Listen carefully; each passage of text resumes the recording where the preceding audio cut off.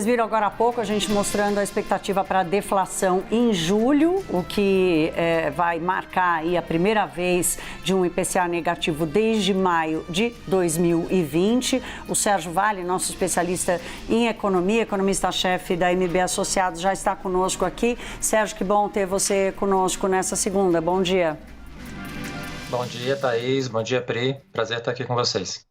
Sérgio, na abertura, hoje falamos aqui sobre uma coisa é o que está acontecendo agora, nesse momento, um processo de redução de preços provocado por uma política tributária e fiscal do governo. Mas, do outro lado, os fundamentos continuam indicando uma pressão inflacionária muito alta, fazendo o Banco Central tendo que subir os juros muito e mantê-lo assim num patamar mais alto. Como é que você enxerga sair dessa realidade de 2022 e voltar para os fundamentos brasileiros no ano que vem?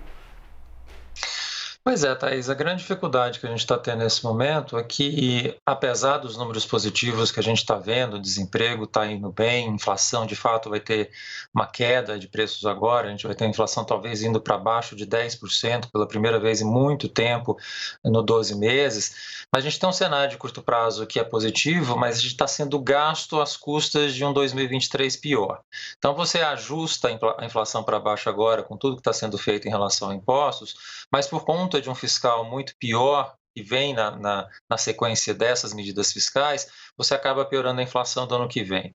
Para ajustar essa inflação mais elevada do ano que vem, o Banco Central tem que ser mais agressivo com juros durante mais tempo, ou seja, acaba prejudicando o crescimento com mais força em 2023. Então, assim, a gente às vezes fica com os números positivos que estão agora, às vezes causa um pouco de ilusão, né? Um otimismo de curto prazo, mas que de certa forma é ilusório. A gente está gastando esses recursos agora às custas de um 2023 que a gente vai ter que pagar parte dessa conta. Sem falar os riscos adicionais que tem de ser um novo governo, que a gente não sabe exatamente como vai lidar com política econômica, o cenário internacional que rapidamente está piorando e deteriorando, que também deve trazer preocupação aqui dentro. Então, assim, não é um cenário fácil para o ano que vem, apesar de, no curto prazo agora, os números parecerem um pouco melhores de fato.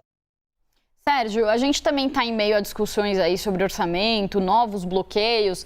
Como que você está fazendo a leitura dessa situação e, à luz desses bloqueios novos que acontecem no orçamento público, qual que pode ser o efeito para o consumidor final, né? Então, tem alguma expectativa aí de cortes em ministérios, mas como que isso se reverte, então, na ponta para o brasileiro comum?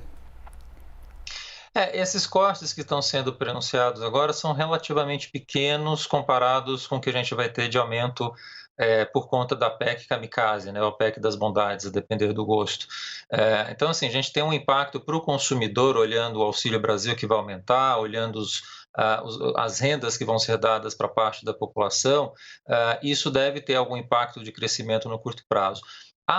O que o governo está fazendo em segurar o gasto agora é positivo. A gente está falando de uma regra do teto que impõe essa responsabilidade fiscal de curto prazo do governo para tentar acomodar dentro da estrutura de gastos que a gente tem os aumentos que estão sendo feitos agora. Então, não deixa de ser positivo o que está sendo feito nesse momento. É pequeno, relativamente pequenos valores em termos de impacto, mas ajuda até, de certa forma, positivamente, né, na composição de uma taxa de câmbio que acaba respondendo positivamente a essa resposta fiscal um pouco melhor que o governo está tendo agora. Mas, de novo, é aquele dado mais ilusório de curto prazo que esconde a dinâmica fiscal muito complicada que a gente tem.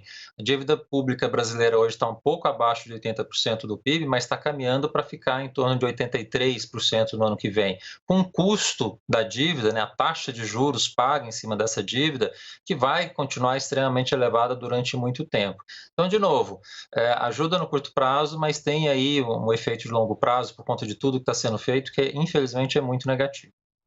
Sérgio, eu estou me dando conta aqui o seguinte, né? No ano passado, a PEC emergencial, a PEC que mudou a regra do teto de gastos, foi uma manobra para aproveitar, entre aspas, de alguma forma, o fato da inflação ter subido muito e, portanto, criar um espaço maior para gasto em 2022. O governo conseguiu fazer isso.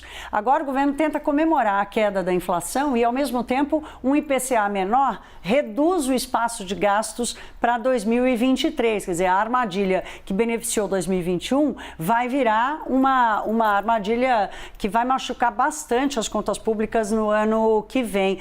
Como formar um orçamento que deve ser apresentado aí em até um mês, como formar um orçamento crível diante desse paradoxo? Esse é um ponto extremamente importante, Thaís, porque a gente estava falando de inflação há alguns meses atrás, que a gente poderia chegar no final do ano entre 9% e 10%.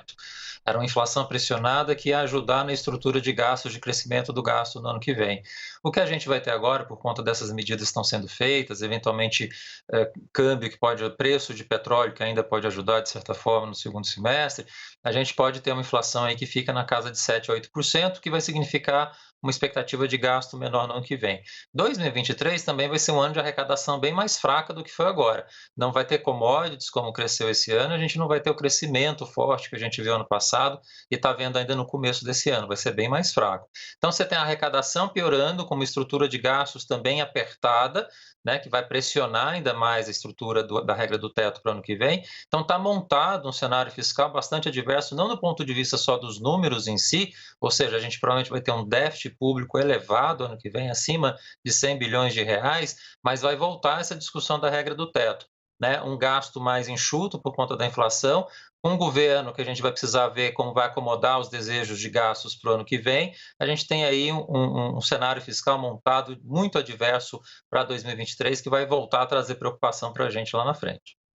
Sérgio, a gente tem também aí em vista decisão de juros do Banco Central Americano nessa semana, PIB dos Estados Unidos nessa semana, há uma expectativa de uma segunda contração do PIB do segundo trimestre da economia americana, que pode configurar uma recessão técnica, porque o primeiro trimestre já foi de queda.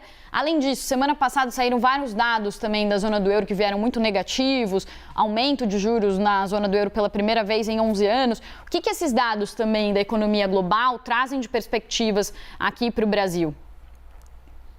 Pois é, se a gente pega a economia americana, ela tem sinais de desaceleração, especialmente olhando para frente, né? Os indicadores de confiança estão caindo com velocidade, mas os dados mais recentes ainda são positivos. A gente pega o mercado de trabalho de junho, foi bastante positivo. Você pega o Banco Central de Nova York, que tem um track, que tem um acompanhamento do PIB americano, que está sinalizando ainda um PIB anualizado crescendo ainda em torno de 3%. Então, assim, você tem um cenário de uma economia americana que não está desacelerando ainda no nível necessário para trazer essa inflação para baixo. Então, muito provavelmente, a gente vai continuar vendo o Fed ter que subir juros nas próximas reuniões, provavelmente vai ser 0,75 nessa próxima agora, e vai continuar nesse ritmo até eventualmente chegar a 4% ou mais no começo do ano que vem. Esse cenário de juros mais fortes nos Estados Unidos, o Banco Central Europeu agora também começando a subir taxa de juros com preocupação da inflação. É um cenário, como você disse, Pri, possivelmente, potencialmente, muito provavelmente de recessão mundial. E o que é mais complicado para a gente é que países emergentes como o Brasil, quando tem recessão lá fora, quando isso acontece com a gente, com a casa desarrumada, com o cenário complicado aqui, a gente acaba sentindo mais. Não é à toa que a taxa de câmbio aí está na casa dos 5,50, como a gente está vendo agora. A gente está pegando o mundo complicado sem ter feito o dever de casa. A hora que isso acontece, a gente acaba se ressentindo mais. E aí o efeito é uma bolsa mais em queda, mais baixa, e uma taxa de câmbio mais depreciada, como a gente está vendo agora, com as consequências negativas disso lá para frente, né? Ajuda nessa composição de um 2023 mais complicado que a gente vai ter ano que vem. Sérgio, a gente vai entrando em agosto, esse fim de semana tivemos convenções, na semana passada também, quer dizer, a campanha política vai começar com toda a força, e aí vou te fazer uma pergunta para o seu dia a dia, no seu caderninho, o que está mais difícil colocar na sua planilha de cenários para a economia nesse segundo semestre? Qual é o ponto de maior incerteza, se não para o segundo semestre, para o próximo ano, início de 2023 também? Olha, segundo semestre, Thaís, tem duas incertezas, na verdade, né? Um pouco da percepção do que vai ser o fiscal do ano que vem, que na verdade a gente vai ter só o começo dessa discussão que vai estar presente na campanha eleitoral, e a campanha eleitoral em si, né? Todo esse discurso muito quente de todos os lados, especialmente do governo Bolsonaro, né? Coloca aí uma percepção de risco para o segundo semestre que o investidor não gosta.